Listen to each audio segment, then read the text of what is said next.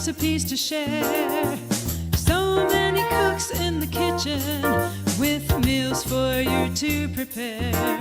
We've got fruits and grains, veggies and beans, more healthy food than you've ever seen.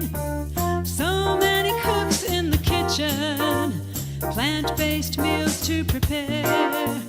So many cooks in the kitchen with ideas we're happy to share.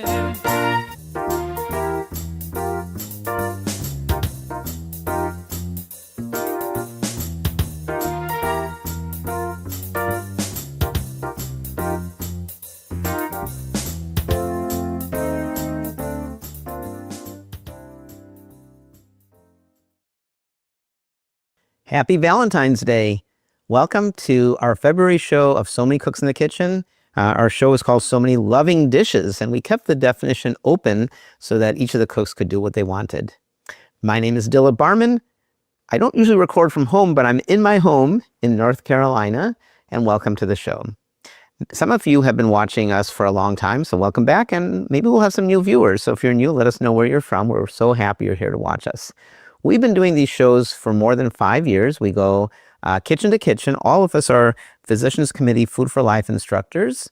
And so we teach classes that are focused on healthy, whole food, plant-based, vegan cooking. So today, with Valentine's Day, so I hope Valentine's Day is going well for you, we have so many loving dishes. And I thought for a while of what I would make, and I decided to make a chocolate mousse. There's a lot of nice recipes for chocolate mousse, and the basic recipe is you use tofu, and you want to get one of these shelf-stable tofus, which you can see right here. It's already open, so I don't want it to dump out.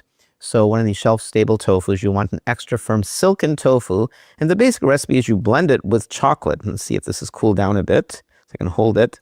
This is melted chocolate in a double burner, and I'll talk about that in just a second. It's not really a double burner, but I'm doing a makeshift one. So the recipe basically is for chocolate and tofu and some sort of sweetener. What I use for sweetener is I use soaked dates and jam.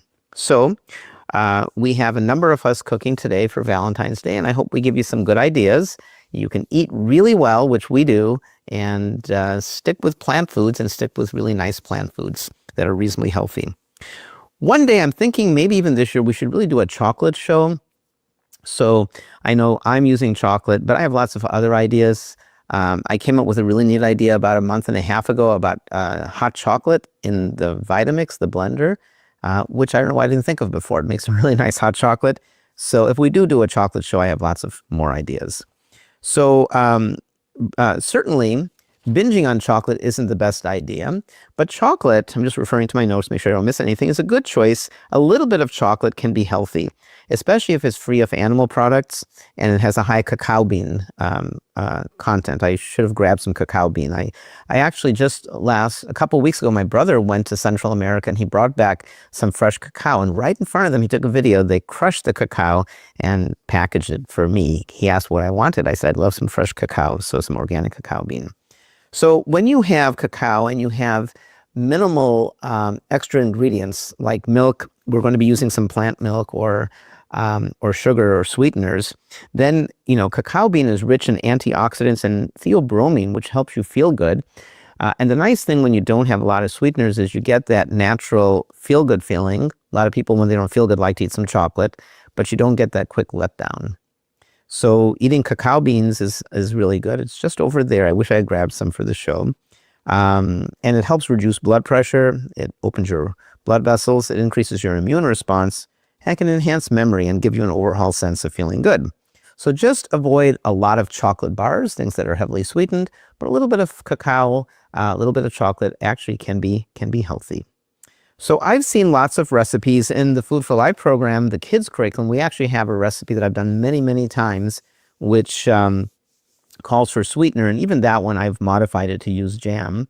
Other recipes call for maybe coconut sugar or for monk fruit, which I like using. But the recipe I've come up with, kind of inspired by all these other recipes, it's easy to find. A chocolate mousse recipe. I've kind of made this my own. So it's easy to make. I'm going to grab my, you're going to need a milk, and I chose to use this flax milk. I like to get unsweetened. I like unsweetened things because you can always add sweetener. So I like flax milk. Flax is high in antioxidants as well, so it's a great choice. I'm going to move this away from the shot. I've already poured the milk here, and I don't know if you can see it in the camera. There's a splotch, and that's because I've already poured some vanilla. So I put some vanilla extract. I've also prepared some dates. I used, the recipe is available to you. I used, I think, a half dozen dates, five large pitted dates, and I put boiling water in it and let it sit. Half an hour is enough. It's actually been sitting for a couple hours, and it's really soft.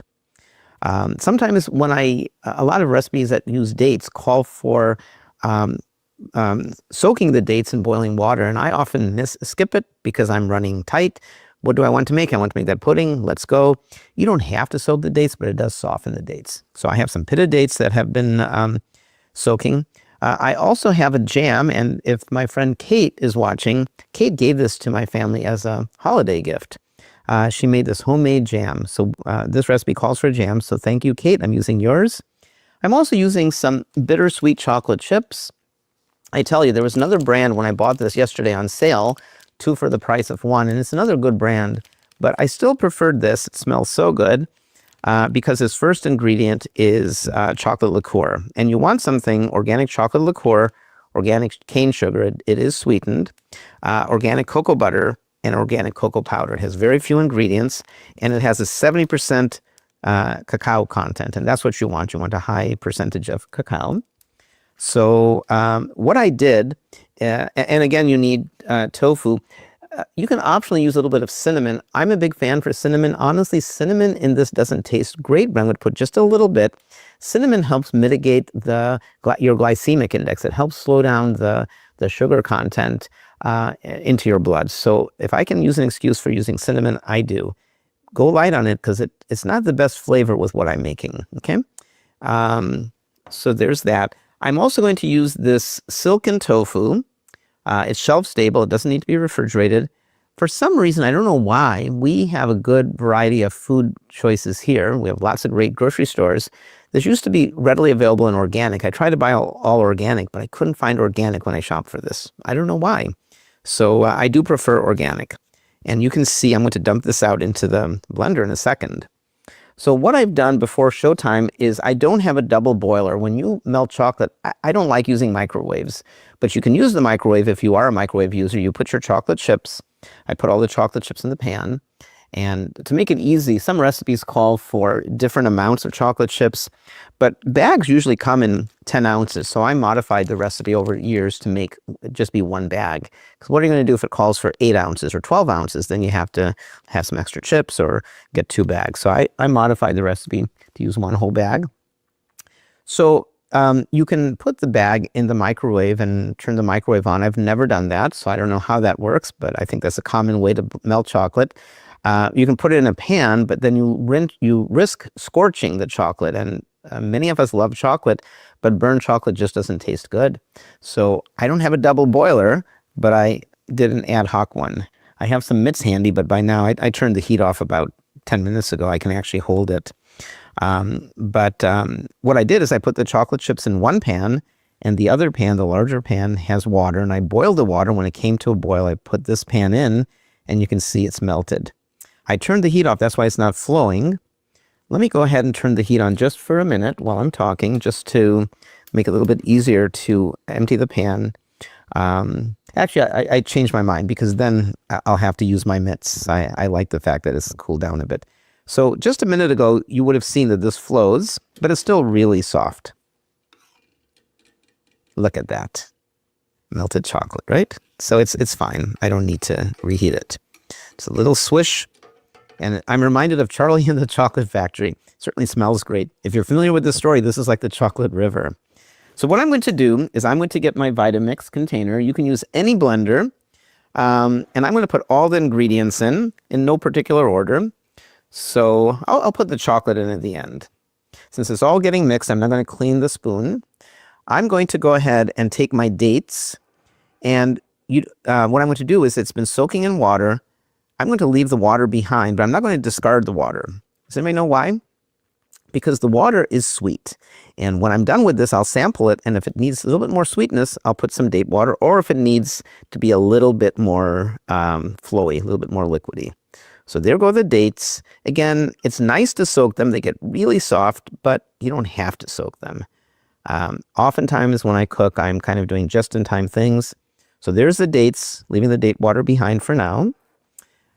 Here is my friend Kate's homemade jam. So I'm going to put the jam in. That gives me some nice sweetness.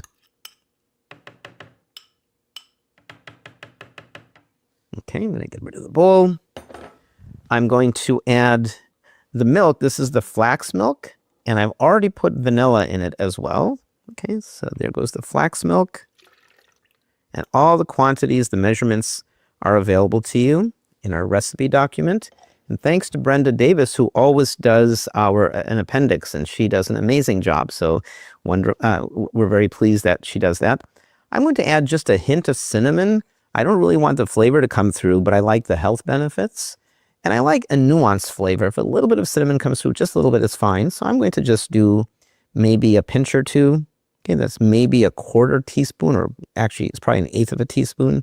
Just a tiny bit of cinnamon, really just for the health benefits. One good thing about cooking from home, I often don't, because I have to organize my kitchen and clean it just right, is I have all my ingredients here. And then I'm going to add the tofu. Again, this is the silken tofu. I've cut it open. I always rinse the package before cutting it because it's been in the store. So before cutting it, because the tofu might come in contact when I dump it. So if you've never seen silken tofu, I'm going to dump it out. Maybe I should put it in a bowl, but I'll just dump it straight into the Vitamix. And there it goes. And you can see it's different from the tofu that you might be familiar with from a main course. So let's get all the tofu out. Okay. And that's the silken tofu. I don't know how many of you guys have used silken tofu. This is what it looks like, the silken tofu. So it's more homogeneous and it's smoother than that kind of tofu you'd use at dinner. Okay, so there's the tofu. One thing, I do have a metal spoon. Be careful. I know that I'm temporarily putting the spoon in the bowl. Don't temporarily put it in your blender, because if you forget, that would be disastrous. So I'm particularly careful with my blender. So here's the second thing of tofu. Again, the recipes are in your handout. Okay, I like recipes where it uses all of the ingredients instead of, half a box of the tofu or something like that. Because for me, silken tofu goes best with this kind of dish, and not so much for a main course. You could make a scrambled tofu out of it, but I like the more typical water-packed tofu. Okay, so I'm getting rid of ingredients to clean up the space, putting my vanilla in the cabinet where it belongs, and I have the date water on hold if I need it. And now let's go ahead and get another spatula. I'm going to transfer the chocolate. Be careful. If you just melted it, you're going to want to use mitts. And I had some mitts handy, but I think I can get away without the mitts. It's cooled down. And I'm going to go ahead and dump this wonderful chocolate into my blender. Okay. Flows so nicely. If I use mitts and it came right out of the double boiler, then it would flow even faster. But that's okay. I think this was a good compromise so I can hold the pan. Okay. So now what I'm going to do is, the sides of the pan are fine, so my blender won't react badly to the heat. I'm going to turn it towards me just to make it easier. So I'm going to scoop out the chocolate. Okay, here it comes. It smells really good. Again, this is a semi-sweet chocolate. If what you end up having is a sweetened chocolate, then cut back on, maybe skip the dates and maybe use a little bit less jam. I tell you, I like the jam a lot because the jam adds notes of fruit. This is not a raspberry jam, but I'm very thankful to my friend Kate for having made this for me. This will do just fine.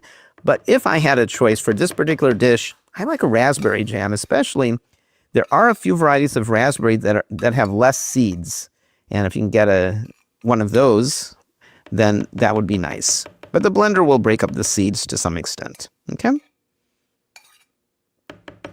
Okay, so there's the chocolate.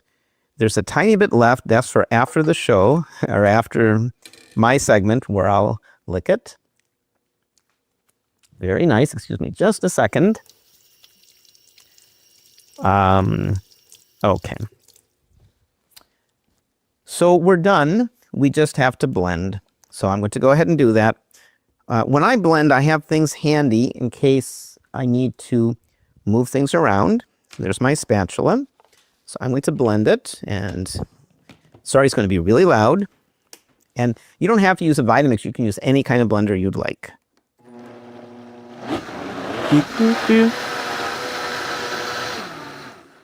Okay, I'm going to pause there. It looks well blended, but I'm going to kind of get the ingredients from the side down. It looks thicker than a milkshake. You couldn't drink this, but not quite as thick as you would expect a mousse to be. The recipe really that I put together suggests that you put it in the refrigerator. Some people put mousses in the freezer for a short while. I've never done that.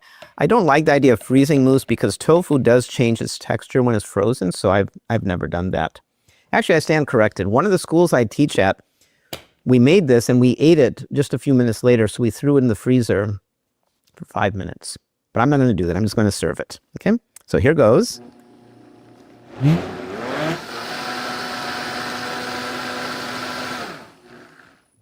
Done.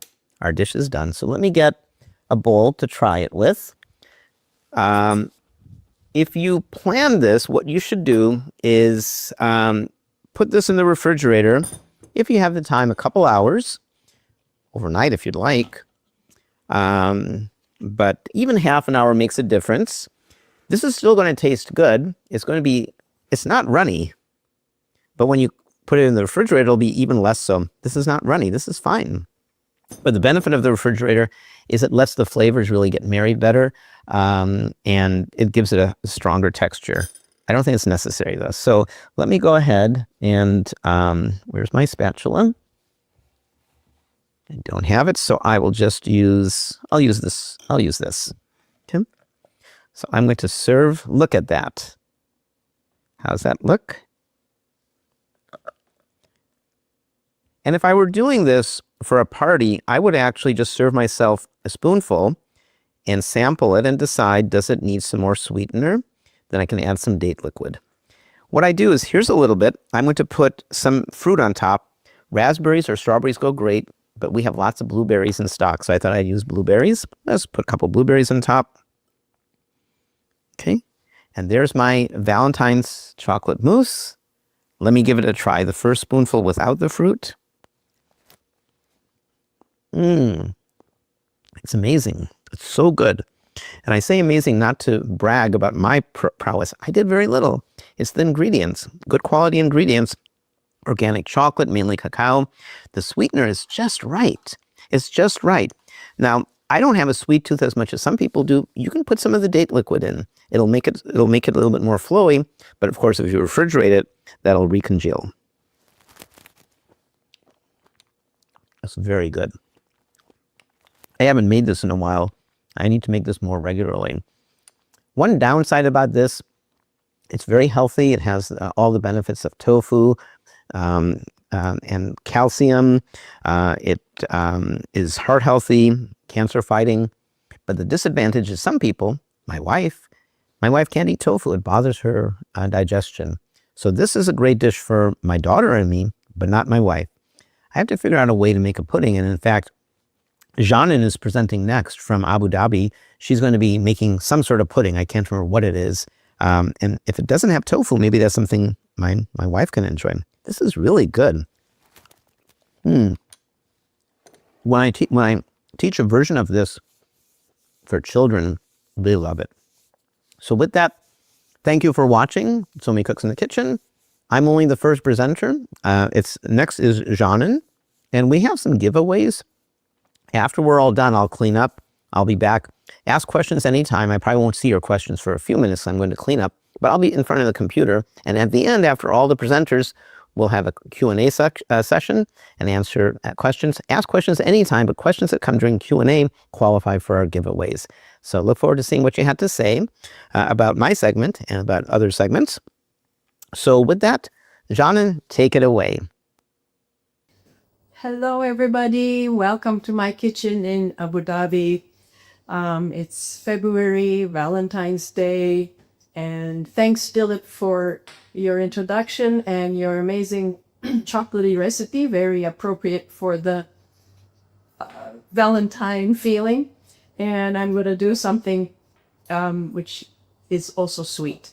Apart from Valentine's Day, it is Heart Health Month, and I just wanted to remind everybody that whole food plant-based diet, which is rich in fiber, low in fat, high in nutrients, is very good for heart health. As long as being good for our overall health, it's also good for our heart health because it reduces or eliminates inflammation, gets rid of the saturated fats that are common with animal-based foods, and we benefit much more from it, also from our gut health, through the bacterial actions in reducing inflammation, which is the basis for most of our chronic diseases these days. But for heart health, apart from amazing nutrition, we should also really care for our sleep, stress management, meaningful relationships, and exercise, of course, very important. Avoiding risky substances such as cigarettes and too much alcohol.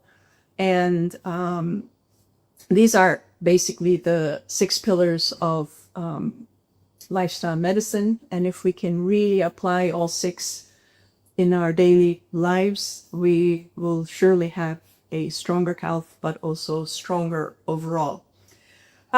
Today I always have my little cheat sheet here so I don't forget to talk about things.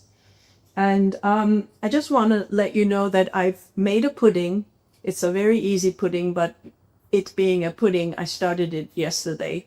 This is a no cooking required, basically chia pudding. It's very easy. You mix chia seeds with a plant-based milk, which I use almond milk this time. I was able to find an organic one which had no emulsifiers, believe it or not. And emulsifiers are not really good for our gut health, which then has ripple effects for our overall health. So I was very excited to buy this one. So basically you mix chia seeds, which are gone. I need to buy some more. You mix chia seeds with your preferred plant-based milk and add a little bit of vanilla.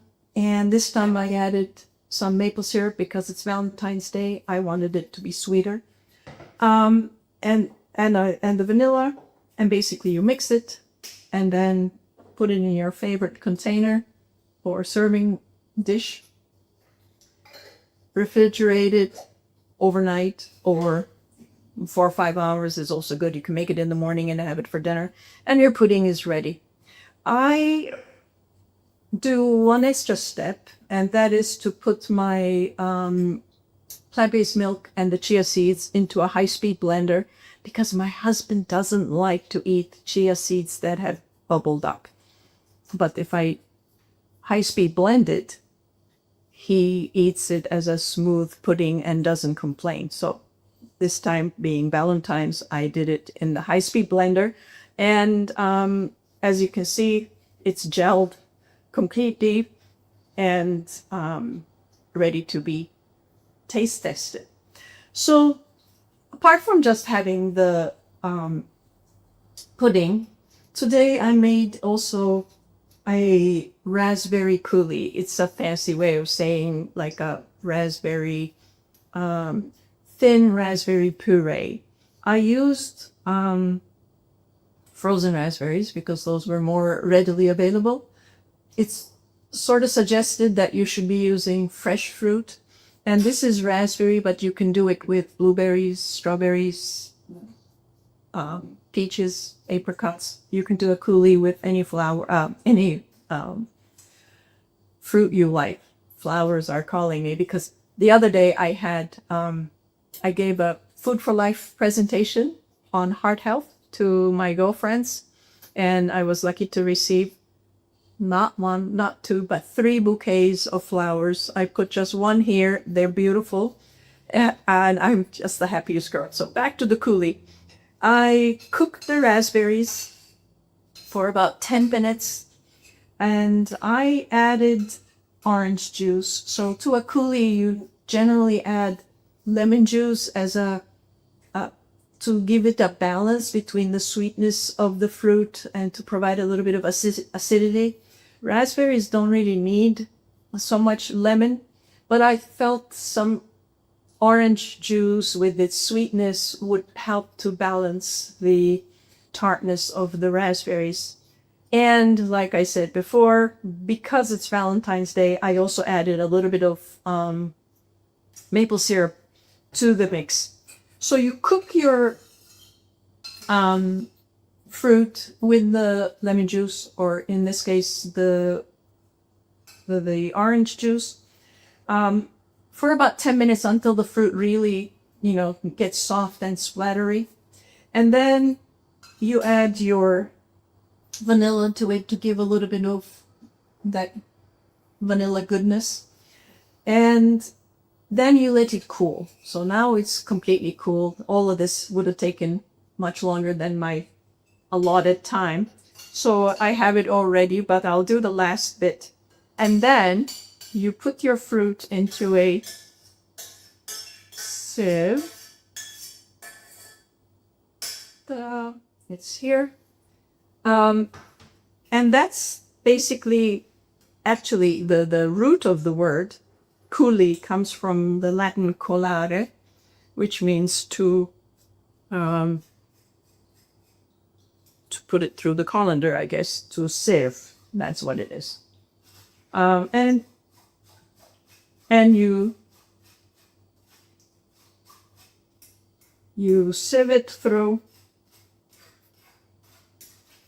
It should be thicker. I must admit mine is not as thick as I want it to be.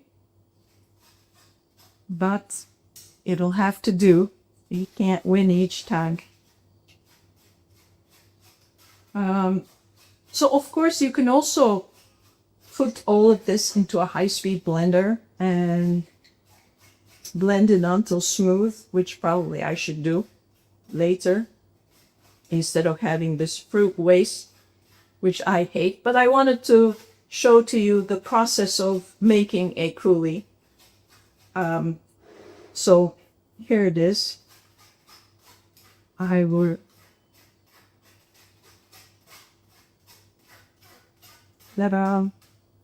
and yet as much as the fine pulp as possible. So all the seeds are gathering in the sieve, and as much as possible, the cooked fruit is coming through the sieve. Of course, if you had put it into a high-speed blender, you would get also the goodness of the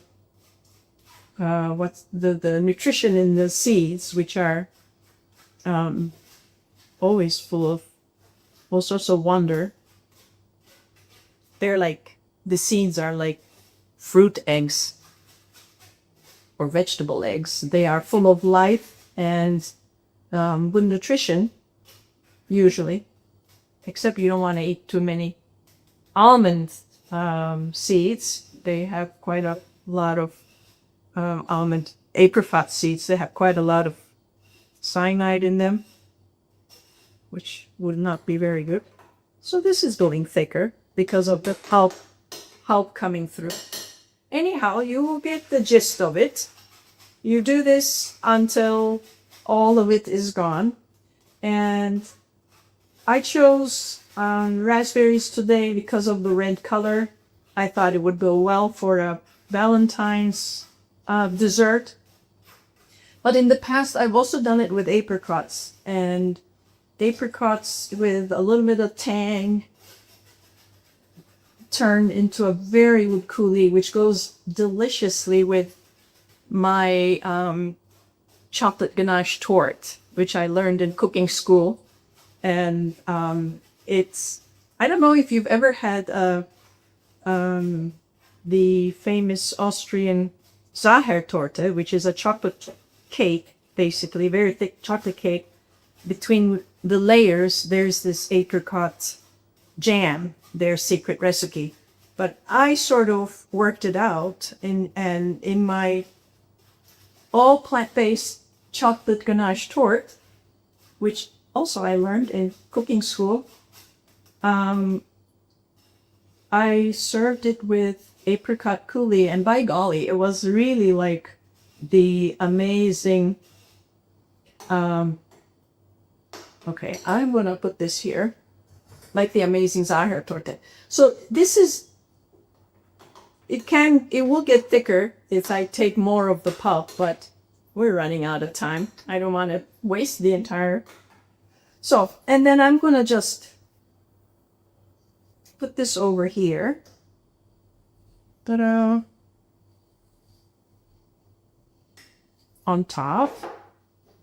And my dessert is ready. So if you want to go an extra step and make this even funner, you can basically take this coulis,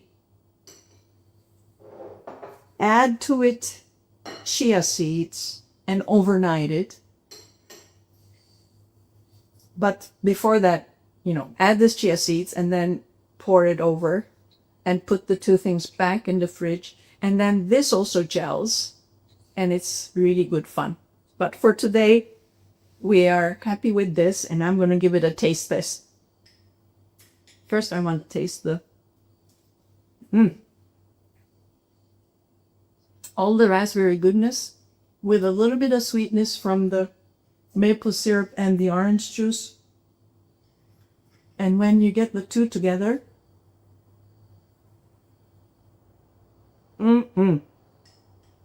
wait a second.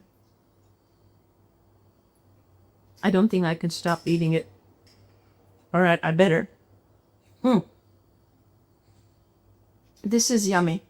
I hope you try it at home and adjust it to your liking and enjoy it and have a very happy Valentine's Day today.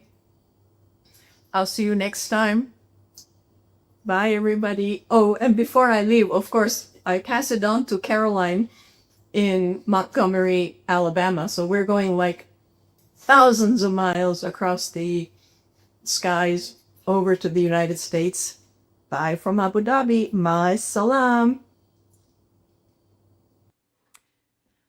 Hi, thanks. That looks great. And I can't wait to try to make it. I'm Carolyn Strickland, and I'm a Food for Life instructor in Montgomery, Alabama. And it's Valentine's Day. So I am making something we love, and also something that's a great pairing, makes a great couple. Sweet potatoes and black beans are a great couple. And what could be more loving than having dinner ready for your family when they get home? So very loving meal because it's a quick weeknight dinner, especially if you already have the brown rice fixed, and you can buy a lot of these things already cut up, sweet potatoes and red bell pepper. I'm using a can of black beans. You can use a lot of things that are in cans, so it makes it a lot faster. So this is a sweet potato black bean skillet. So we're using one pan and everything in this pan. You can eat it just like this, or we'll also make a quick cheese sauce too. So I've started by preheating the pan, and I'm going to dump in one nice medium-sized sweet potato. It's a sweet potato. And we're going to dump it in and let that start to cook a little bit. I do have red bell pepper too. I got those confused, sweet pepper and sweet potato. Okay, so I also have a red bell pepper that I'm going to put in just a minute, but we want that sweet potato cooking first. So the pan is nice and hot, and I'm adding a little bit of water to kind of start it steaming, and then I'm putting the lid on it to let it cook for a few minutes. And while that's cooking, I'm going to go ahead and start making the cheese sauce. So this is a cheese sauce recipe from forks over knives. This is not my recipe, but it's a good cheese sauce. Just, you know, you don't have to put cheese sauce on this when it's done, but it's a nice thing to drizzle over the top of it. So this is a cup of whole rolls oats, 1/4 of a cup of nutritional yeast, a couple tablespoons of cornstarch, and some salt. Okay. And remember, all your recipes are on the recipe document. So this is all dry. So I'm just going to actually whirl it up into a powder.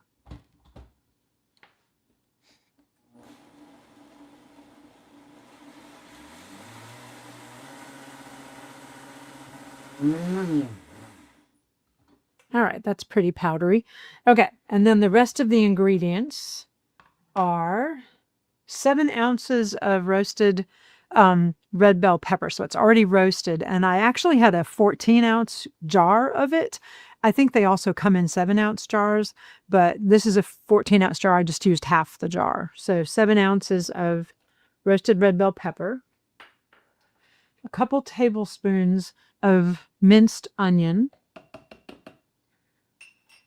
some vinegar. So this is apple cider vinegar, a tablespoon of apple cider vinegar, a couple dashes of your favorite hot sauce. I'm using Tabasco Chipotle. There we go. I like I like spicy stuff, obviously. And I already added the salt, so we got the nutritional yeast. And then the thing that makes it really liquidy is I have a couple of cups of water, really, really hot water. So I already boiled it, but it's 2 cups. And I'm going to pour that over the top. And then, because it's really hot liquid, you do want to vent. You want to vent the top, so it's not just going to build up steam. All right, and we'll whirl that up on kind of a low speed for now.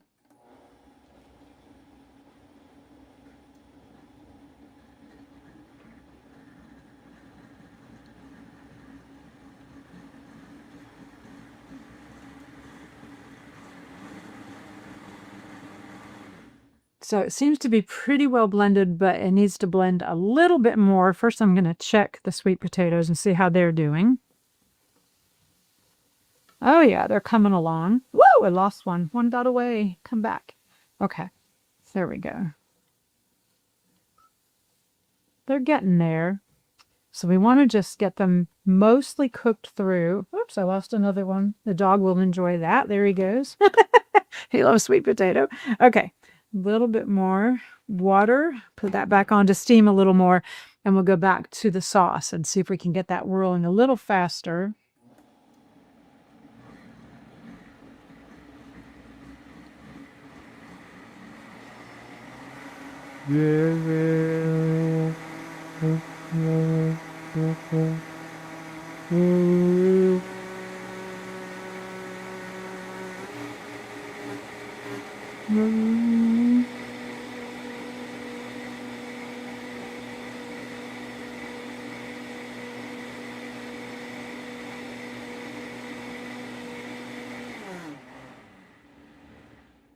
All right, it's getting there, and it has cornstarch in it, so the longer you let it whirl, the more thick it'll get as it gets hot. So, and that's why we added the hot water to it too, to help thicken it out. So we'll come back to that in a second.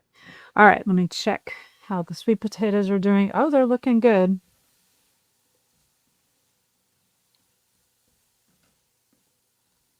Okay, they're getting there. A little bit longer, I think. And I'm going to go ahead and add the red bell pepper. So it's 1 big red bell pepper.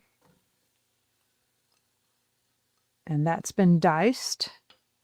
And then 1 jalapeno pepper, which was a really big jalapeno pepper. And that's minced.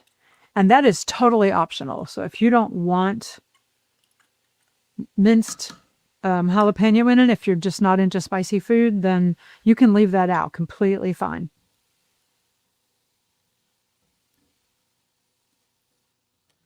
Okay, that looks pretty good. I'm gonna turn it up just a little bit. and add a little bit more water. You could also, use low sodium vegetable broth instead of water if you would prefer.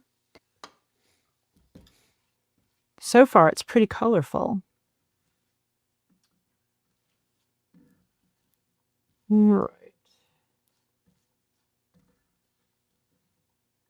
Oh yeah, that looks good. All right, we're going to let that cook for just another minute. Turn the heat up under it just a little bit and go back to the sauce.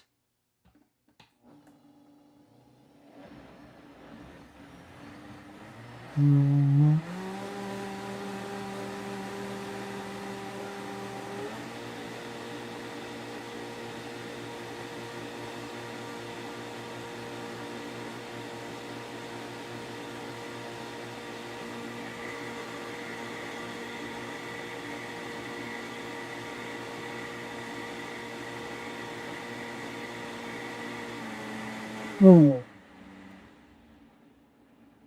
right, that's starting to thicken up pretty nicely. Okay, let's check our sweet potatoes and red bell pepper and jalapenos again. Oh yeah, they're looking pretty good. They're getting there. Okay. Sure smells good. While that's cooking, let me talk a little bit about the spices, the seasonings we're going to put into it. So add a little more water so it doesn't stick. So we're adding chipotle powder or chili powder, your choice. I like spicy things, so I'm using chipotle powder. You could just use regular chili powder. There's also some dried oregano leaves. There's dried ground cumin. There's smoked paprika, which gives everything a really nice smoky flavor, and I just love it. It's one of my favorite spices. And then garlic powder. We'll also be adding black beans, cooked brown rice, 2 cups of already cooked brown rice, 1 cup of cooked, and actually these were frozen and then thawed corn kernels. We have the canned black beans. We have a can of mild green chilies diced, one of those little 4-ounce containers that you can find in almost every grocery store. Either salsa or, some kind of sauce. What I'm doing is either regular salsa or salsa verde. So I'm going with salsa verde, which is made with tomatillos. And then it also has the juice of a lime and a couple tablespoons of chopped fresh cilantro. If you don't like cilantro, you can leave it out. That's totally fine. All right. Oh, that's looking really good. Okay. The sweet potatoes are what we're waiting for, because the peppers, that works pretty well even if they're still a little crunchy. The sweet potatoes are what we want to cook all the way through. So they're getting there. You add a little more water to it. And then put the lid back on to keep the heat in, to help steam them in there just a little bit more.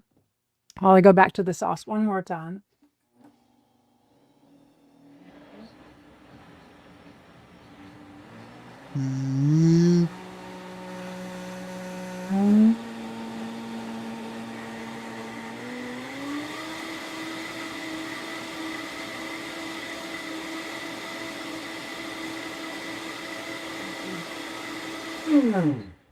All right, I think that sauce is pretty well done. Let's take a look at it.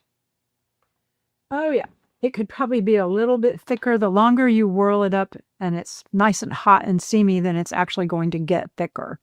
You could also pour it into a pan on the stove and thicken it up that way too, and let it cook for a little bit. Okay, let's check. Oh yeah, I think that's ready. Okay.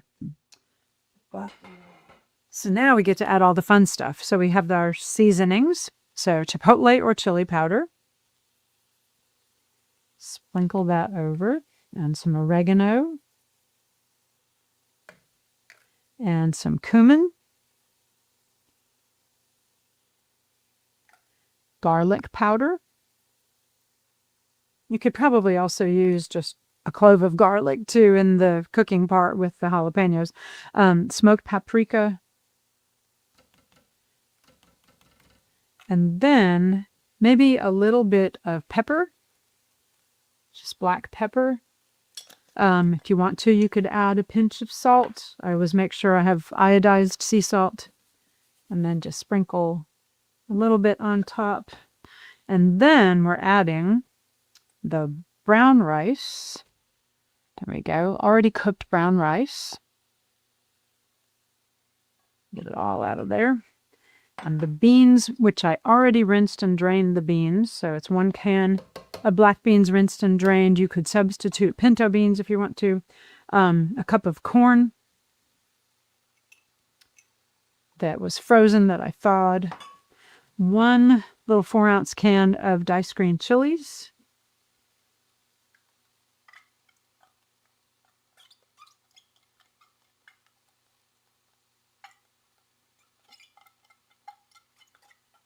There you go. Get a lot out of there. And then the salsa verde, 1/2 cup of that. Okay. And juice of a lime. You could also probably throw in the lime zest if you want to. And a couple of tablespoons of chopped cilantro if you like cilantro. Absolutely leave it out if you don't. All right. There's lots of other things you could put in here. What can you think of that you would put in it? If you have some other suggestions of things to add, go ahead and put them in the comments. All right, look how beautiful this is as it comes together. What a beautiful dish.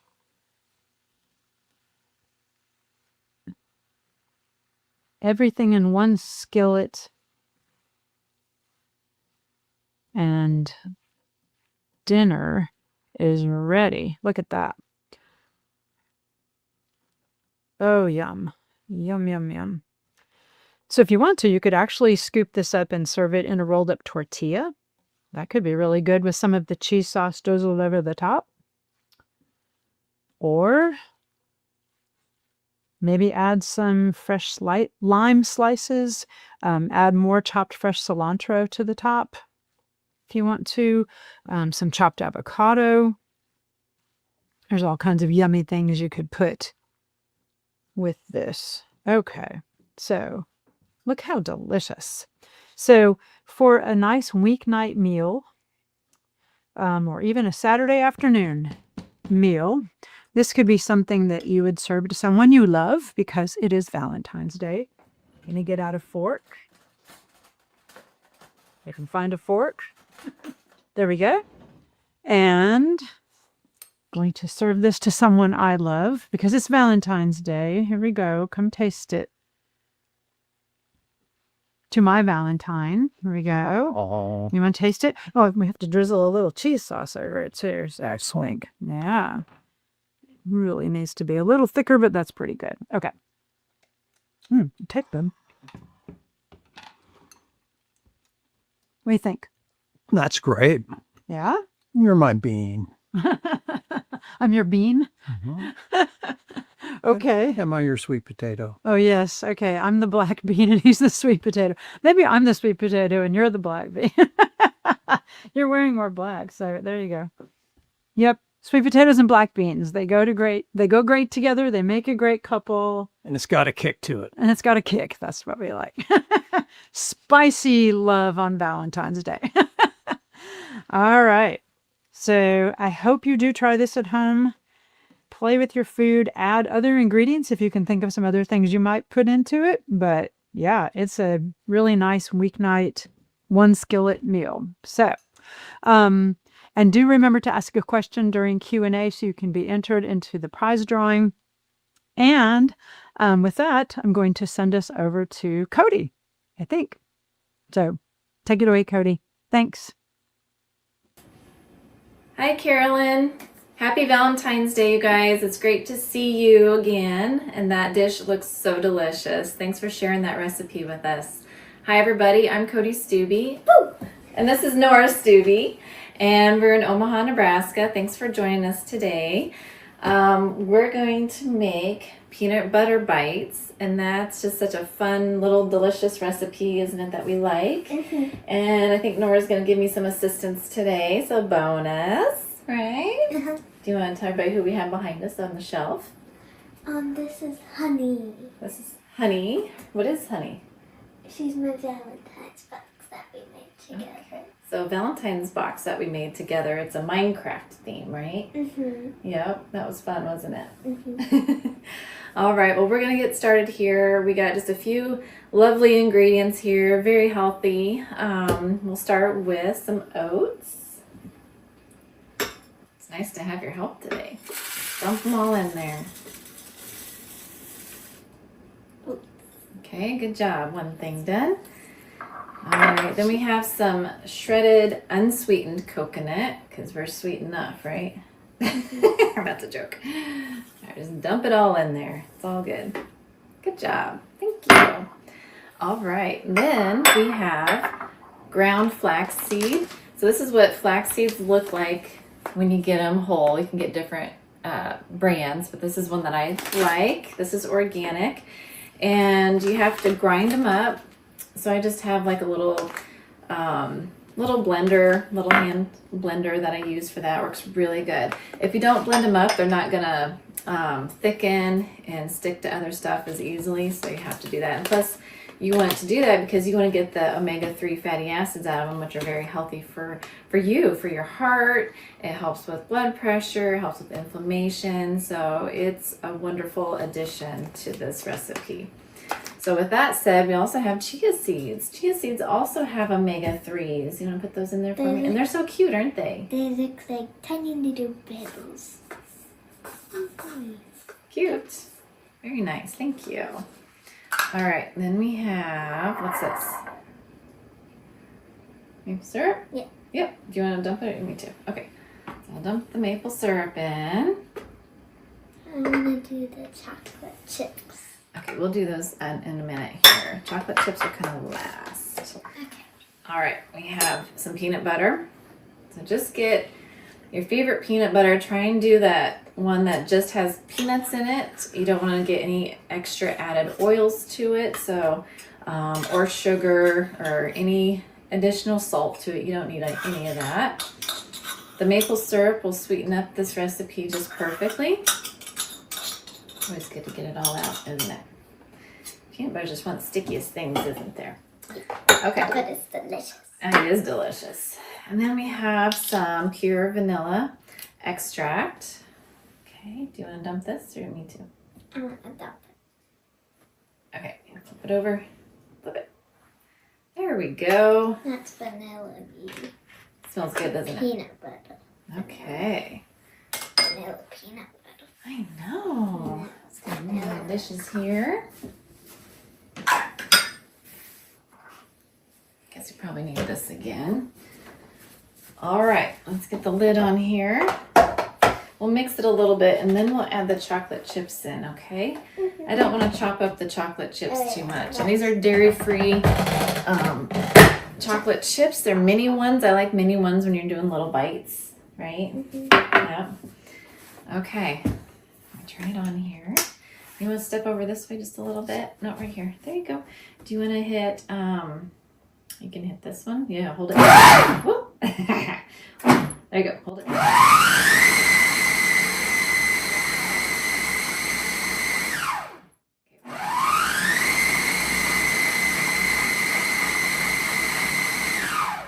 Okay, let me open it up and I'm going to stir it down a little bit.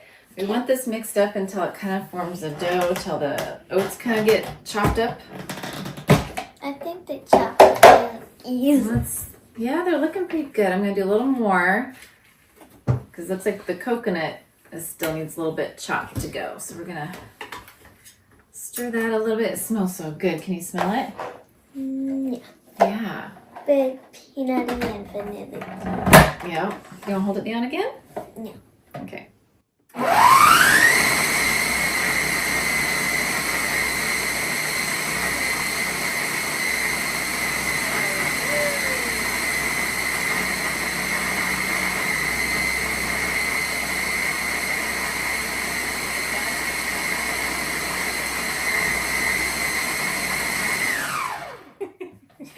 trying to get my finger off of it. Yeah. You're so funny. Okay, that's looking like a nice little dough. Let me stir it one more time, and then we'll throw the chocolate chips in, okay? And then I'll let you mix those up. Sound Okay. good? Mmm. Okay, I like to make it nice. And all right, you want to sprinkle those around inside? Whee. You can just kind of use the bowl if you want. So we get Yeah.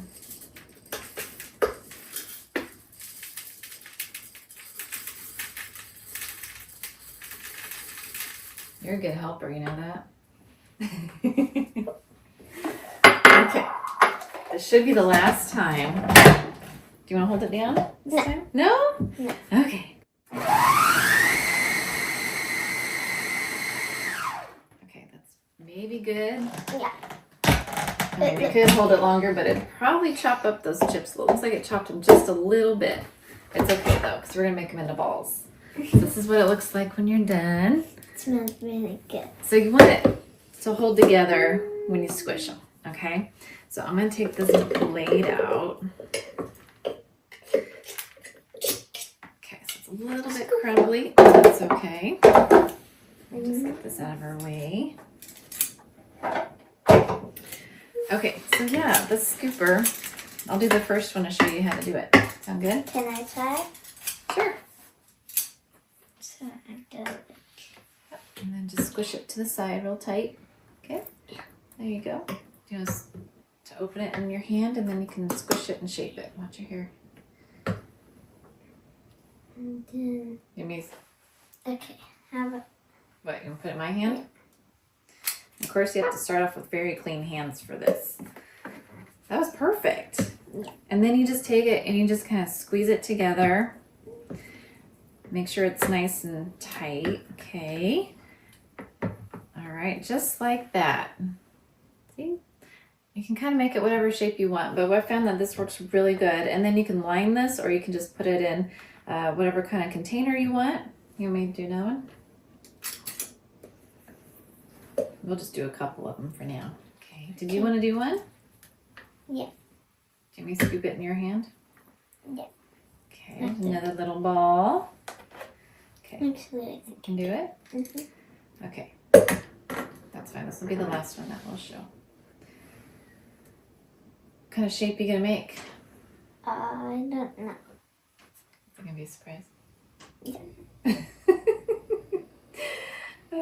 So these are packed full of great nutrition, like I said, omega-3s, for your heart health, decrease inflammation, helps with decreasing cholesterol levels, and it's just a wonderful addition to a great little snack, right? A heart. Oh, I made a heart. Show everybody.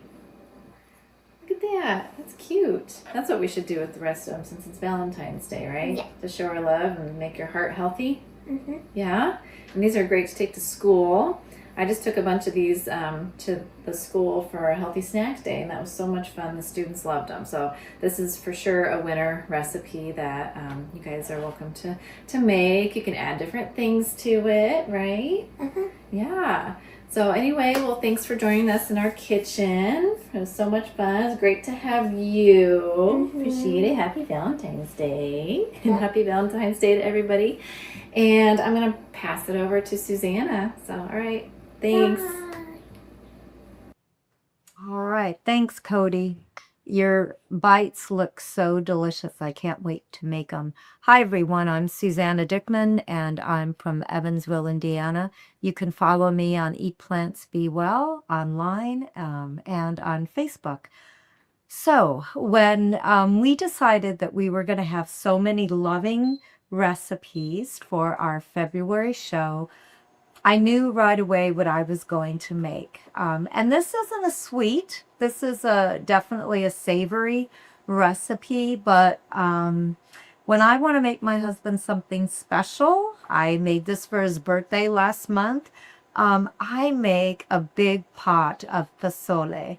And pozole, for those of you who may not be familiar, is an Hispanic and native dish that my husband grew up out west, and his mom would make a version of pozole, and she would use chicken or pork.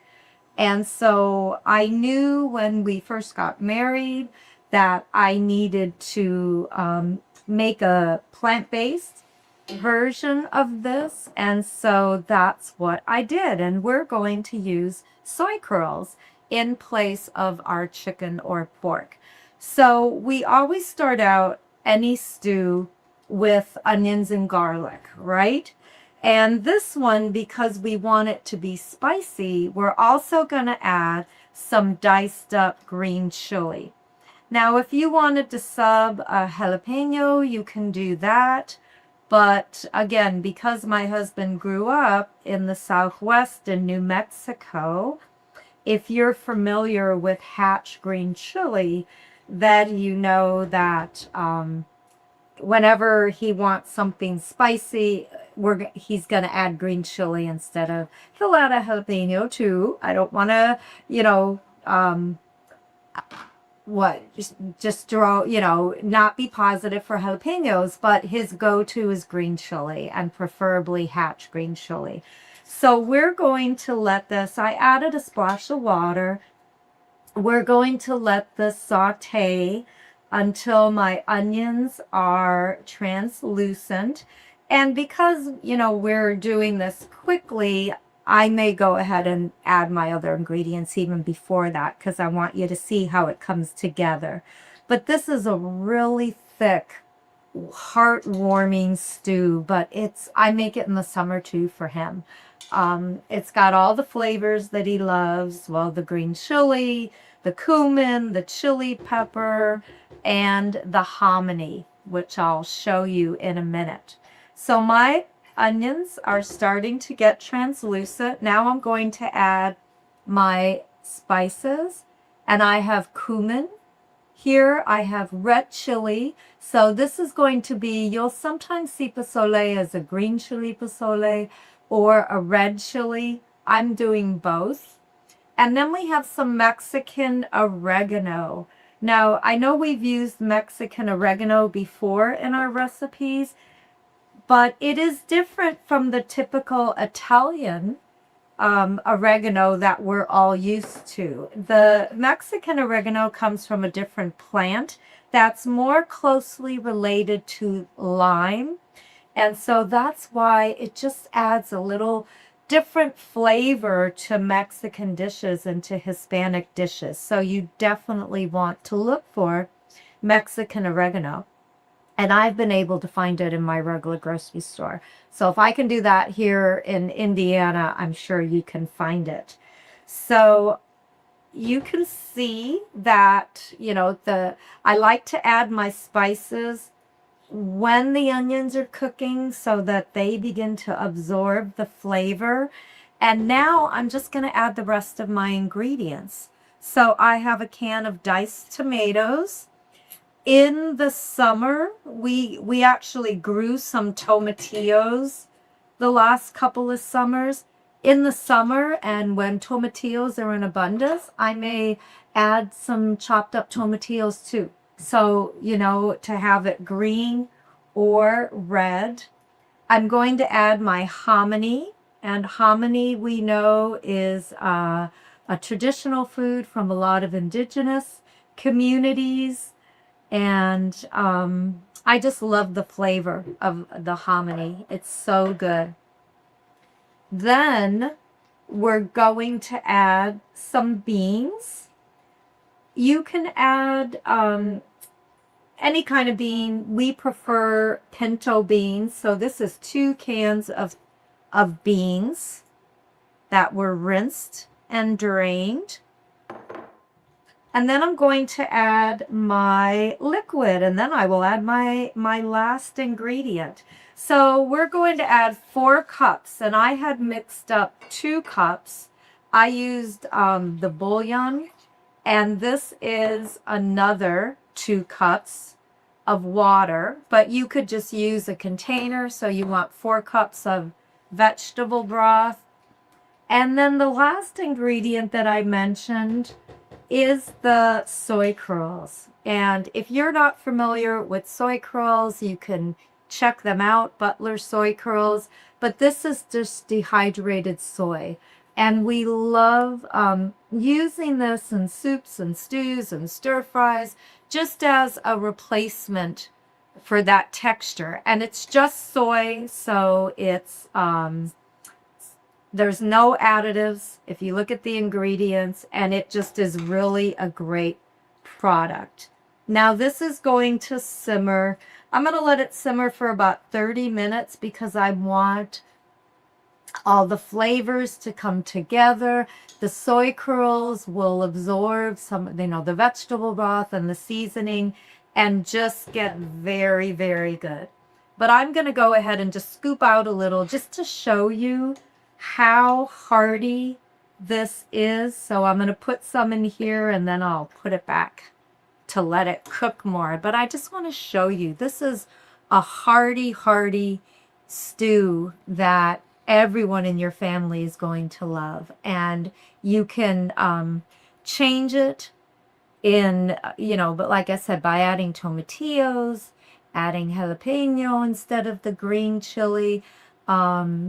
You could at this point, or after it cooks, add a little salt and pepper to taste at the table, which is what I prefer because I don't like to add, the vegetable broth has some sodium. But I hope you enjoy and make this pozole for someone that you love soon. So I think I'm the last one cooking today. So questions, if you have questions, please hang around for the Q&A. And again, thanks for watching our show. Have a great Valentine's Day, everyone. Take care. Bye. All right. Thanks, Susanna. That looks really good. And lots of good questions have come in. I think Cody's joining us for Q&A. Let me grab her as well. Hi, Cody. I'm muted. Okay, sorry. Hi. So thanks, everybody. Looks like we got some new viewers this time and some of folks who've been with us. We've been doing this for, it'll be 6 years this May. Oh my goodness. Wow. Time flies, doesn't it? And let's do a quick introduction because some folks are new. So Cody, myself, and a number of others, we're all Physicians Committee Food for Life instructors. Some people who know Cody know her as a nurse teacher, and some people who know me as a math teacher. But we also teach food and nutrition classes. So Cody, why don't you take a second and tell everybody, what is a Food for Life instructor? Sure. So Food for Life instructors are people actually across the world who've been gone through a rigorous application process through the Physicians Committee for Responsible Medicine. I think there's maybe like 350 or so. They're probably closer to 400 now, I'm guessing. But we have a wonderful curriculum that we use through PCRM. We can do online or in-person classes. They're all whole food, plant-based cooking classes, and we provide research along with the actual cooking demonstrations. And it's just it's a great way to educate people on how easy it is and healthy it is to eat this way. So. Absolutely. The Physicians Committee for Responsible Medicine is a fabulous organization started by Dr. Neil Barnard, and his book is one of the giveaways we have. I think is it this one? Let's see. I think it's this book. Yes. It's one of our giveaways today. So Dr. Barnard is great. He's established this fabulous organization, and it's amazing, but it's just eating whole food, plant-based, low on the food chain can really restore health and optimize one's health. And we teach classes that are evidence-based. So check it out. See if you have an instructor near you or an online instructor. So a bunch of Food for Life instructors at the beginning of the pandemic said, we can't reach our students, so can we create some sort of online presence? And we have. And that's what So Many Cooks in the Kitchen is.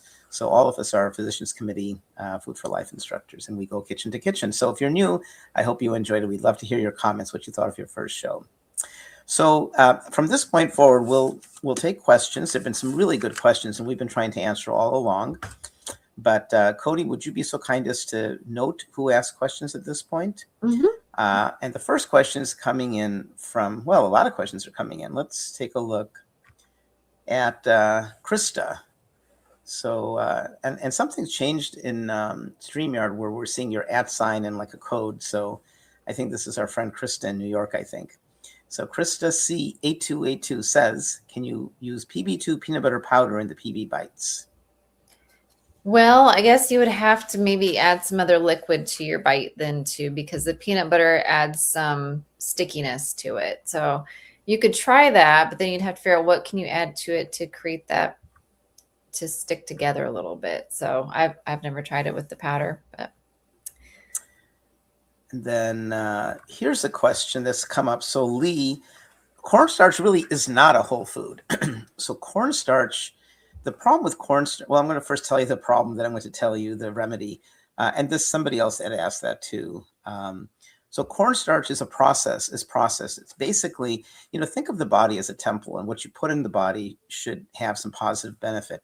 Cornstarch really doesn't. It's just, there's no fiber, there's no nutrition. So why are we using cornstarch? I thought we said we have a whole food plant-based show. Cornstarch is fine in very small quantities. It's an amazing thickener. There's other thickeners. I think there's, arrowroot powder and a few others. Mm-hmm.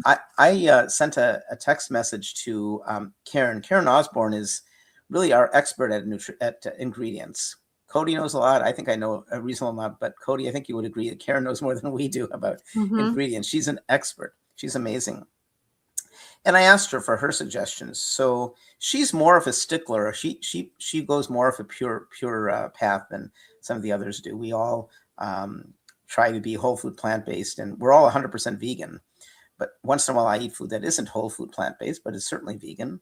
So anyhow, Karen responded, "Hi Dilip, I just blend, if you didn't want to use corn starch, I just blend a baked Japanese sweet potato with some dates and a little plant milk or water."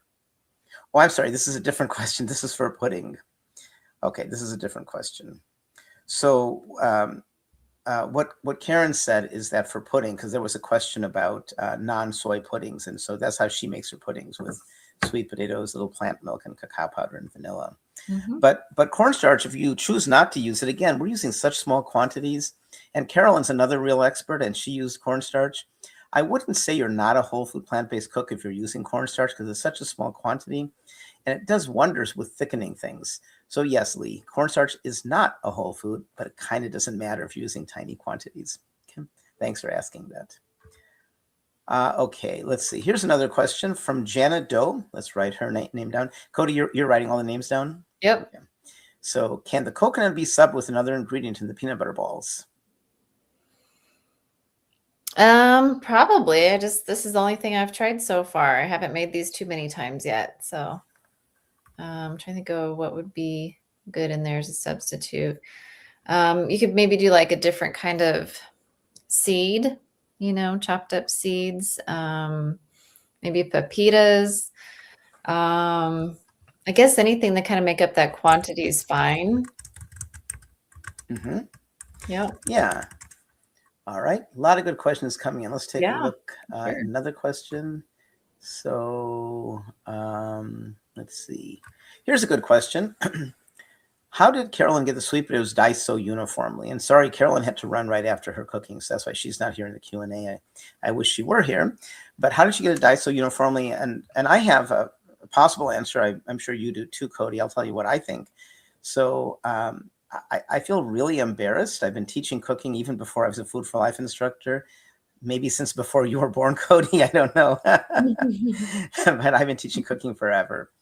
And I'm really embarrassed because until very recently, I used to complain. I've never had a cutting class, and I don't think I'm good at cutting.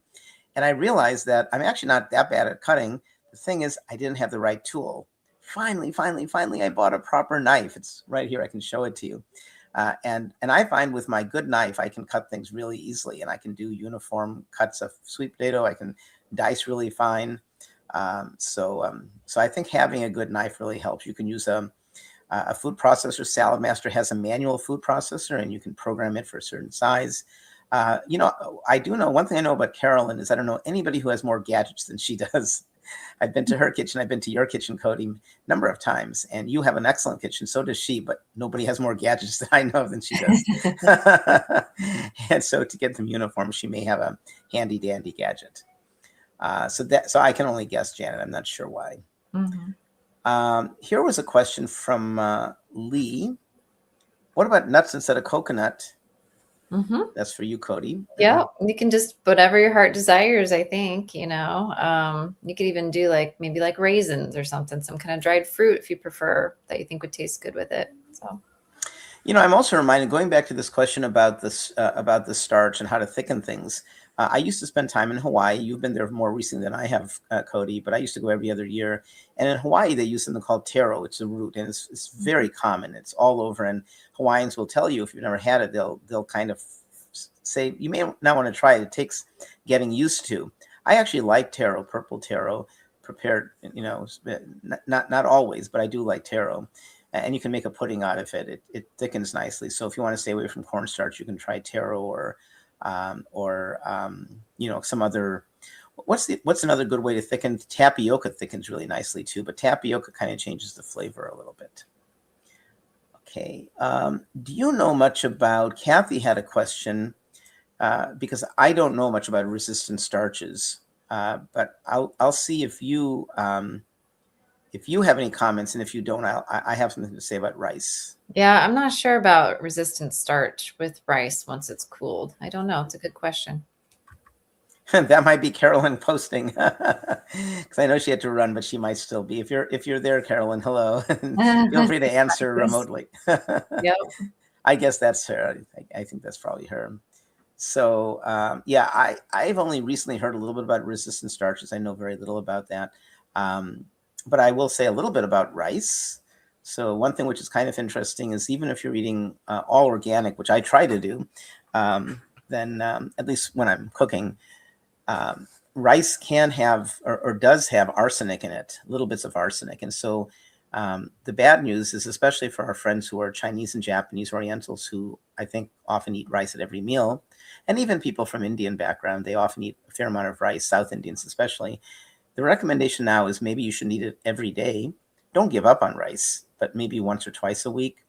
And independently of whether you're eating brown or white rice, be careful with how you prepare rice. So eat it less often and cook it not the way you're used to with a covered lid and all, but boil it a lot. Cook it like pasta. Soak it overnight, get rid of the water, soak it, and then cook it with ample water. What I do is I keep dumping the water, adding fresh water. And that's the best way to mitigate the arsenic risk. But there is elevated arsenic risk with rice. And so if we're eating rice every day, we might want to think about maybe exploring other grains like quinoa, for example, or amaranth or something else. Let's see what other questions have come through. Okay. What about healthy snack program? Yes. Why don't you talk about that, Philip? Okay. Well, you're actually more active than I. I started it, but you started it. You can start. I'll make a comment what it is, and then we'll let Cody talk about what she's doing. So I came up with this idea a number of years ago for a local school here in Durham, North Carolina, where I used to teach math and cooking food. So I came up with this healthy snack program. We did some fundraising. We got some funding for this. And so a teacher who signs up will give them equipment. We'll buy them a refrigerator, an Instant Pot, plates, spoons, knives. Cody even arranged a composting service. And then the teacher agrees to at least 3 times a week prepare 2 or 3 times a week prepare a healthy snack. And we give them recipes like rice and beans or quinoa. And we recognize, I'm a teacher, I know it. Teachers don't have much time. You have, especially in the public schools, 25 kids or something like that in the classroom, and they don't have time. So we designed a program to not use much time. So 2 or 3 times a week, they're preparing these dishes for the kids. We provide all the funding for it. And then we occasionally go into the classroom. Cody does it, and I know she always gets really excited, and she always sends me a text. I'm about to go. I'm so excited. And I went, and I got to hang out with all these 4th or 5th graders, whatever it is. So my healthy snack program, we did, I think, primarily with the 3rd, 4th, and 5th graders. And that's what it is. And now we have healthy snack. It's on hiatus, and here I've become really busy, especially starting a math school. I need to rekindle that. But Cody does it in Nebraska. Merrill does it in Wisconsin. Angelia does it in southern Alabama. And am I forgetting somebody? I think I might be forgetting one more person, but we've done this in a number of schools. So if you're interested, contact me. And you can contact any of us, like Cody. If you want to contact her, you can send her an email at Cody, C-O-D-Y, at SoManyCooks.com. And me, Dilip, D-I-L-I-P, at SoManyCooks.com. Why don't you tell us a little bit about your experience with it? Sure. So I primarily do it for fifth graders with one teacher. And I think this is our 5th year doing it. And I'm currently just doing one classroom. Last year I did 3 classrooms, but then it got knocked back down because the principal wanted to be fair and either have it for all the grades, or not all the grades, but all the classrooms, which would have been 4, or just the instructors. So they had to just do the instructors, unfortunately. So just one, but it's still like 22, 23 kids. And I get so much joy going in there about once a month, and I bring something different each time. And their favorite thing that they love is compote, that apple cherry compote that I bring. I'll have to bring it again this year because I think they keep asking for it. But I brought those peanut butter bites last time, which was, I think, a week ago, and they just loved them. It was so good. And I brought in like cookie dough bites, make it with chickpeas. Oh my gosh, what else have I brought? I brought like kale chips. I mean, just something that's easy to make. And then I always share the recipe with the instructor. She sends it out to the families if they want to make it at home. But it's been so much fun because, I mean, not only do I bring them the snack, but I also like talk about the nutritional aspect of it, about like eating whole food, plant-based, and the different food groups that we have to get all the nutrients that we need, and just kind of emphasize that without, you know, putting any blame on them if they don't eat this way, because most of them don't eat this way. It's just a healthy way to get them introduced to these great nutritious snacks. So yeah. It's a wonderful program, and I love whenever you tell me what you're doing in Nebraska. But honestly, you know what I love even more than that is Angelia. I don't think you know Angelia, but she's in southern Alabama. I should make the introduction. And she works with preschoolers, primarily preschoolers and kindergartners. And you should see these pictures of the kids with big smiles. And she works with groups that are generally very underrepresented and generally don't have access. They often are in food deserts. So I love the work you do, but I very much love what Angelia does. So we are happy to reach out to, you know, if you're interested, if you're connected to your public schools or even private schools, let me know and maybe we can work with you. So I think this is Carolyn who's posting. So because Carolyn does know more about resistant starch. I remember her talking about it on one of the shows. And so I will just read what she said. And not say anything further because I don't know much about this. But when you chill, and by the way, if you want to know a lot more about this, a great website is, of course, PCRM, and I bet you we have something on resistant starch, but also Michael Greger, nutritionfacts.org is phenomenal. And maybe a little later, if we have time, say a few words about who Michael Greger is and what is Nutrition Facts. But Nutrition Facts is as is PCRM, is evidence-based. So I would go to both those websites and search there on resistant starch. But what I think Carolyn is saying is when you chill cooked rice or white potatoes, it creates more resistant starch. If you can refrigerate and eat them the next day, it'll help keep your blood sugar more stable. So I won't say anything further because I don't know much further about that. Did you want to take a second and tell us who Michael Greger is, Cody, and why we recommend him? And of course, we recommend PCRM.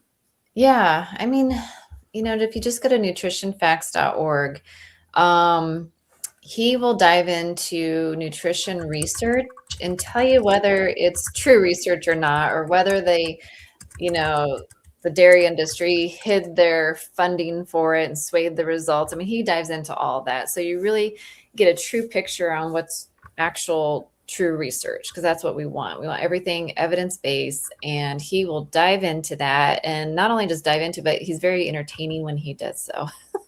He's funny. He's a great guy. Yeah, he's a lot of fun. So, and his videos are nice and short, to the point, and it's just a really wonderful resource. And you can search. You can put in like, I don't know, cinnamon. ginger, whatever, and he'll come up with all these great little videos on it. And so it's a great resource. I share it with my students all the time. He's awesome. And what he's committed to reading every English language article that comes out with research about nutrition. And then he summarizes it so anybody can understand it. You know how anything you want you can find on the internet. So, but what he has, if you find something and you want to share with your doctor, he gives the primary literature sources that you can get in PubMed, for example. And so you can help with your own healthcare providers. So Nutrition Facts is excellent. PCRM that we teach for is also excellent. And we both have very high standards of evidence base. Kathy had an interesting question, and she said, really, arsenic? Why? Do farmers dump arsenic in the rice? No, they don't. But the nature of it's in the soil and water. And so even if you have an organic field, it's going to have arsenic in it. Rice, there's something about rice which absorbs it. And so this became an issue a few years ago when I don't know how people noticed it. They did some checking and they found that there's significant levels of arsenic in rice. So the take-home message is rice is great. I like rice. I'm trying to figure out what to make for dinner today, and I might make rice. I probably won't. I prefer to soak my rice overnight. I'll probably go with quinoa tonight. So rice is great, especially if you're eating brown rice. But tone it down a little bit. Try not to eat rice every single day, especially if you're Chinese or Japanese and you're really used to it. And if you're South Indian, there's rice is a really staple. So, see if you can find some more diversity there. Everything we do, there's a risk factor, right? And you may choose to still proceed. So, you know what I have right next to me? Oh, the QR code is our recipes.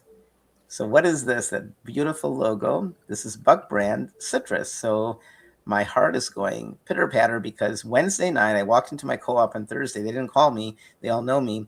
But Triple Cross has arrived. This is the best citrus ever.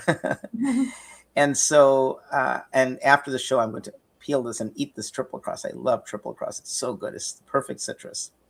But by no means am I perfect. I'm not at all perfect. But you know what I start my day with is I squeeze 2 or 3 of these and I drink it.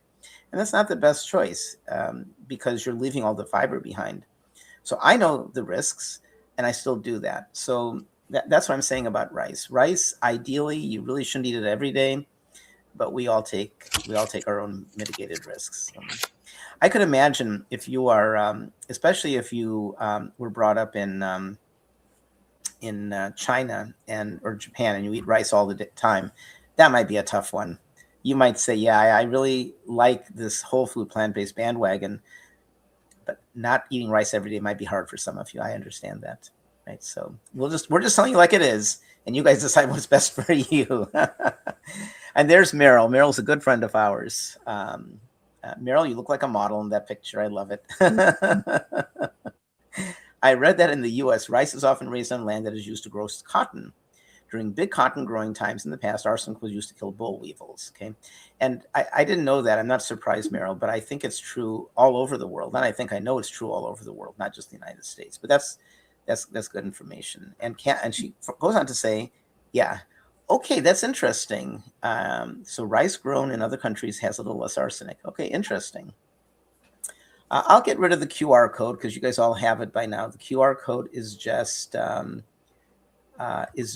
our link to our recipes. So I guess it's a little distracting. Okay, let's add Meryl to the questions. Yeah, I don't know, Kathy. If it's in the soil for rice, is it in all soil? I don't know. Now I'm guessing. I guess I should do some research. My guess is yes, in small quantities. I'm guessing, but there's something about rice which picks it up, and I can't tell you exactly what it is. Do you know, Cody? Nope, I'm not a rice expert. No. I don't know that one. If Karen were here, she'd know right away. Karen is an expert. You know who else is an expert at a lot of these things is Brenda Davis. I don't know if you're watching Brenda. I wanted to say thank you to Brenda because Brenda does the most amazing appendices. Thanks, and I don't know if you know this, Cody. If you look at the appendix and there's all these pictures and these recipes, when I tell her what our show is, she cooks them, she makes them, and she experiments in her kitchen. She gets them just right. Wow. Incredible. Yeah. So, and by the way, Carolyn just sent me a message. That is her typing on Facebook and making responses. That's great. She was just asking. Maybe she's still going to join. I'm not sure. But the problem with Brenda, I wish I could just pick up my phone and say, "Hey, Brenda." So I was in San Francisco recently. I love the Bay Area, and Brenda wanted to talk to me. So my phone doesn't let me easily call Canada. She's in Canada, but I was walking around Chinatown, and she really needed to talk to me. And I said, "Well, I'm visiting, but go ahead and call." So I had a nice conversation with her while I was in Chinatown in San Francisco. Um, but I can't easily text her. If I could, I would send her a text and ask her about that. Okay, let's see. Question is from Meryl. What was the jam you used? Okay, good question. I have a good friend. She said she's watching the show, so I assume you're there. So hi, Kate. Kate is a really nice friend of mine. She used to be my neighbor way before I was married. She and her husband, Doug, and we were over each other's homes just about every day. And now I'm also good friends with their kids who are grown up. So Kate made this jam for us at the holidays, and it's fabulous. And all it says is holiday jam. So I don't know. All I know is vegan, and I know it has some fruits in it. It tastes to me like it's maybe seedless raspberry and maybe some blackberry, but I don't know. And if you're on Kate and want to share, please do. Okay, and then Scarlett is really James. So Scarlett says, Krista said California or Indian rice is best. So anyhow, the message is try to eat less rice. And that rice you eat, try to have a whole grain rice. You know what my family does, because we've been eating brown rice for so long that my wife actually does prefer white rice. And when she cooks, she often does make white rice because she says, we're eating so much fiber and you're always cooking brown rice. For us, when I first started eating brown rice, I much preferred it. It has a much better flavor, but not that we eat brown rice all the time. White rice, it's different, so it tastes kind of nice. But nutritionally, of course, brown rice is far better. Okay, let's see. What else came through? Yep. Hi, Scarlett, also known as James. Maybe StreamYard is assigning some arbitrary information. And Lee is right that Michael Greger has so much good information. He's such a nice guy. He's just the nicest guy. He's so selfless. Yeah, and Lee, so much information. And that was with respect to PCRM and nutrition facts. Okay, how many people have asked questions? I think it's almost time to do a... I got 5. Okay. Why don't you read the names? I won't write them down since you have them down. I got Krista, Lee, Janet Doe, Kathy Sobo, and Merle. Okay. We're doing pretty good with time. We don't have to go to Q&A and to the draw right away. So I'll give you guys another minute or two, because I actually had a few things I wanted to also talk about, unless there's other questions. Cody, I wanted to ask you about chia seeds. Chia has become pretty popular. A lot of people talk about the benefits of chia.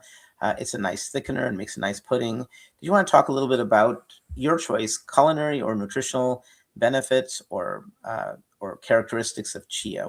Why would somebody pick chia for cooking with? What are some of your favorite things to do with it, and what are some of its benefits, culinarily or nutritionally?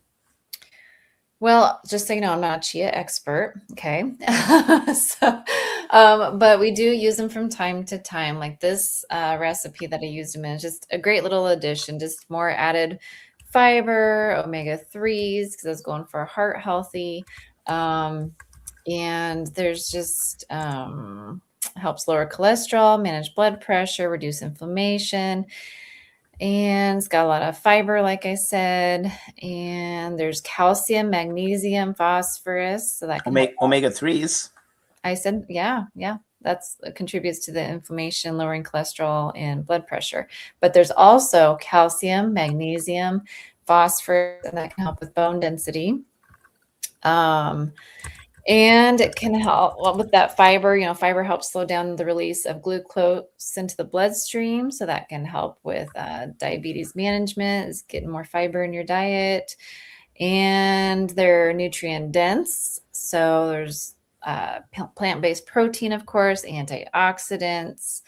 And yeah, that's about it. They're just wonderful. And they're kind of fun to look at. I mean, they're really cool little seeds, and you can make pudding. You can grind it up and make a smoother pudding, which is what Jonan was showing you. Like her husband doesn't like the little seeds, so she blends it up with her plant-based milk, and it, but it'll still thicken it, which is really cool. Yeah, I don't know. It's just a fun little dish and fun little seed to try. So if you've never tried chia seeds, get yourself a little bag of them and see what you think. You know, Leah's right. So anything with fiber will really fill you. So that's why, for example, brown rice has much more fiber than white rice. All plant foods have some fiber. Animal foods, dairy, eggs, meat, zero. And so fiber has lots of benefits. And one of the benefits is it makes you feel full. So that's why we say eat from the power plate. So fruits, legumes like beans, vegetables, and grains. Eat as much as you want. Don't drink this, even though I do. But eat as many triple cross tangerines as you want. I buy this by the case. So eat all these things. You're getting so much fiber. By the way, the reason that, you know, I drink it because I just love it so much. But when you eat it, then it's rate limiting. How much can you eat? And you get fiber because this is mostly water. And so fiber is rate limiting. And the other thing that fiber does is it helps you go to the bathroom. So no matter what food you're eating, if you're eating high quality organic foods, we live in a polluted world and we get stuff that we don't want. And just imagine when you're eating something, it goes to your digestive system and all the nutrients are taken out and then it's sitting. Do you want this garbage sitting in you for long? I'd rather visit the bathroom and flush the toilet and say bye. I don't want it sitting in me. And so fiber, and I don't think there's direct evidence for this, but I think it's suggested, and you correct me, Cody, because I think you know much more about this than I do. But I think this is one reason high fiber foods are shown to reduce the risk of cancer, because we don't have, you know, things we don't need in our bodies sitting around. So is that anecdotal, or is there some science behind that? It certainly suggests that. No, I think that's what Dr. Will Bolowitz says in his fiber fueled book that I've read, that, you know, when things move through you like they should, they're not sitting against the wall of your intestines. And, you know, like the things that cause cancer are those animal-based products. And when those sit there, that's when those changes in the DNA of those cells can occur. So we got to watch out for that. So. Okay, sounds good. And then, yeah, this is interesting. So Kathy asked, where do chia seeds come from? I think they come from a flowering plant. As I recall, it used to be a staple in some of the Central Americans' diets, I think. So I think it's a New World food, but I don't remember all the other details, but it comes from some sort of a flowering plant. Okay, it looks like the questions have slowed down. I think we could probably do the draw. How many people do we have? Is your last chance to ask a question to do the drawing? We got 5. Okay. Any last questions before we do the draw? The way I'm going to do the draw is I'm going to, and also one other thing is if you're watching on YouTube, then there shouldn't be a problem. But we were having problems, and I can't figure it out. This has happened the last few shows. Is we got a message that it's not streaming to. There is a question that it's not streaming to Facebook. So if you're watching on Facebook, then let us know that it did work. Because I know that some comments have been coming in from Facebook, but I apologize. That's why we stream to 2 different places. If you like Facebook and you're having a problem, come to YouTube. That seems to have become reliable. There is one more question, and this is from one of my students' parents. So vinegar-related questions. So yeah, the question, as I recall, that you had asked is it alcohol or not? And you know more than I do, Cody. I'll just make a couple comments. No, okay. Let me say this about vinegar: is my parents are immigrants from India, and vinegar is not an important part, except from maybe like from Goa or certain parts of India. Vinegar is not really used in Indian cooking. And so growing up, like my mom would make salads and she would never put vinegar on it. So using vinegar is a very recent thing for me. Not very recent, but I didn't grow up with it. My mom would buy dill pickles and things like that would have vinegar. So vinegar is made, I think, from grapes, and it's not alcoholic. So if you're avoiding alcohol, there's no problem with vinegar. Vinegar can be very useful in certain legumes with certain beans, with beans, because when you add an acid, it could be lemon juice. It doesn't have to be vinegar. Then it makes the nutrition from beans and legumes more bioavailable. So I know, for example, in your case, you share an Indian heritage with me. And if we look at the way we would serve dals or sambars, there's always some lemon juice, and there's some wisdom to that because the lemon makes the legume a little more bioavailable.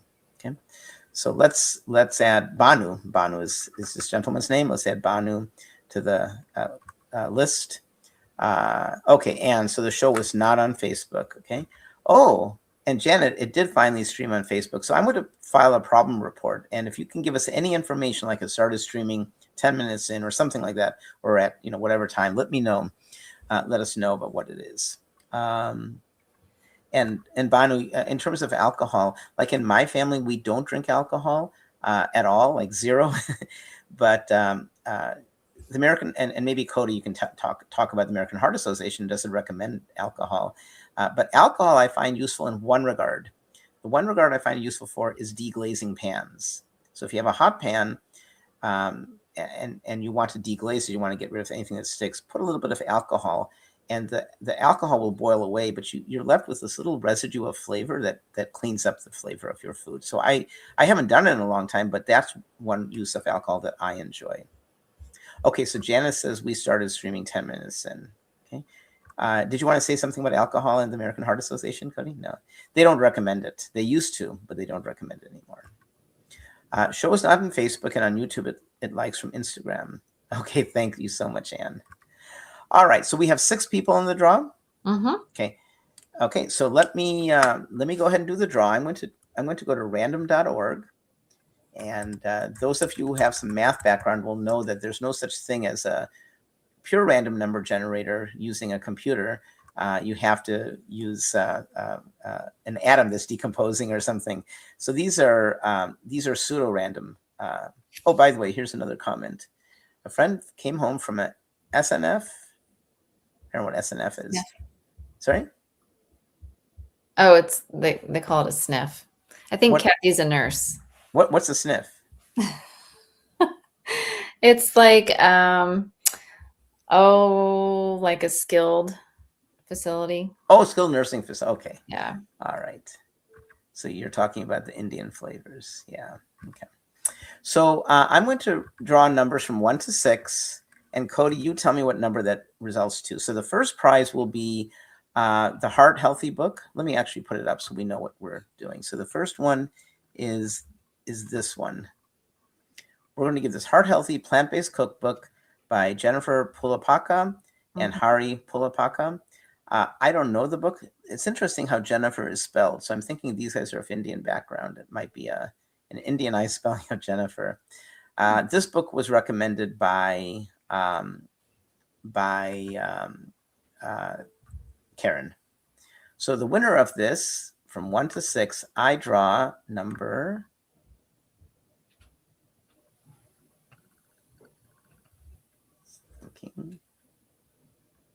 number 1. So who is 1? That's Krista.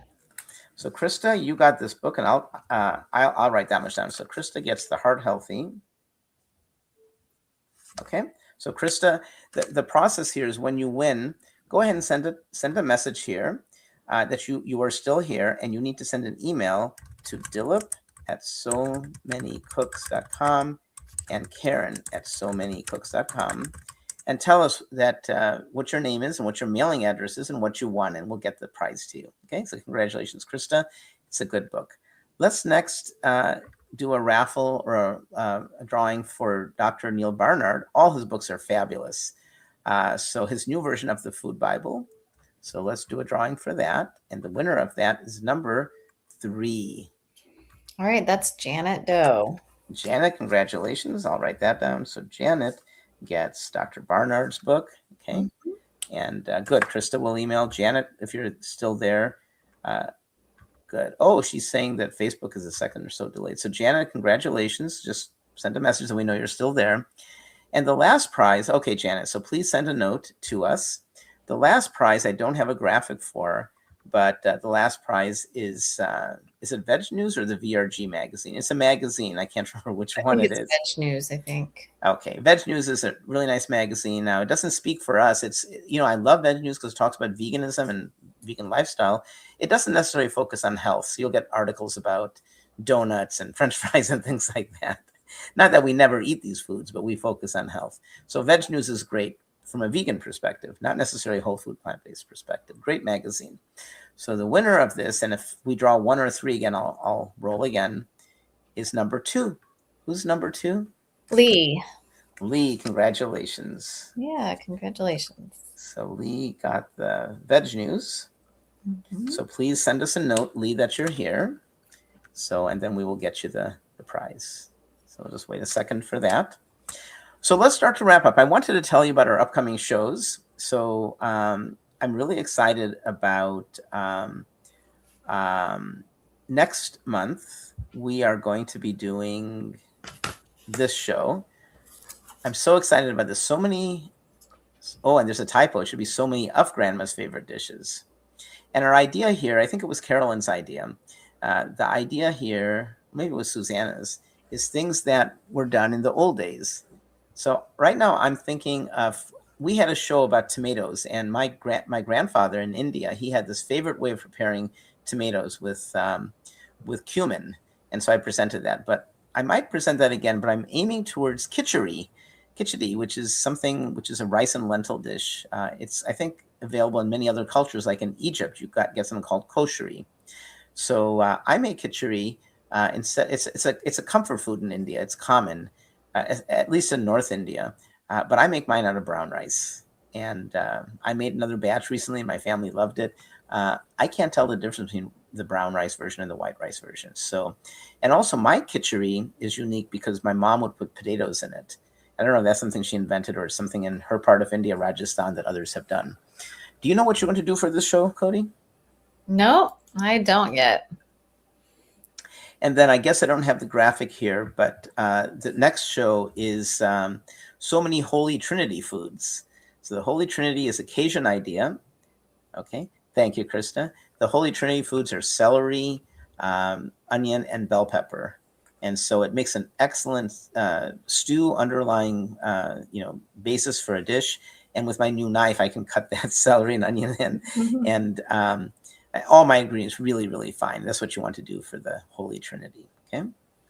All right. Yeah, Kathy has a good point, because your grandma, a lot of the dishes start with bacon fat. So thank you for the suggestion. Maybe we'll take something that might be reminiscent of that and change it. Okay.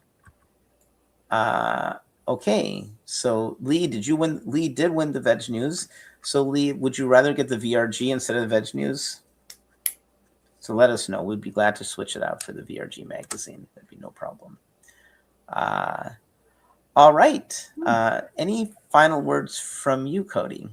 No, I just appreciate you guys watching today. It was a lot of fun. I'm glad that Nora was able to join me for the cooking demo part. She couldn't pop over for the Q&A. She had a birthday party to run over to, but it was so much fun, and I hope you guys will join us next month as well. So.